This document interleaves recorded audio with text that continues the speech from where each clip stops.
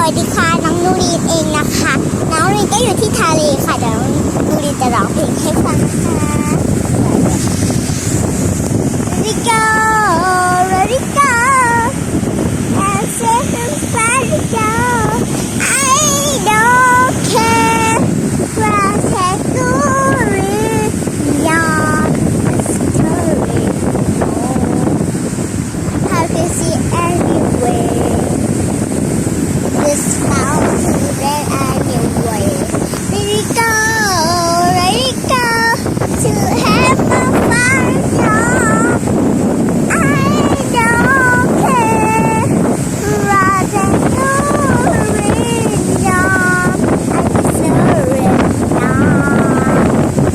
I can see anyway. สวัสดีค่ะน้องลินก็อยู่ที่ทะเลนะคะคือแรงมากนะคะคือแรงมากนะคะรู้สึกลูกค่ะนะคะคือแรงมากแต่น้องดูดิให้ดูชัดๆนะคะนี่ไงคะเห็นนะคะคือแรงมากก็มีเด็กกำลังเล่นตายกับคุณแม่อยู่น้องลินก็วันนี้น้องลินมาทะเล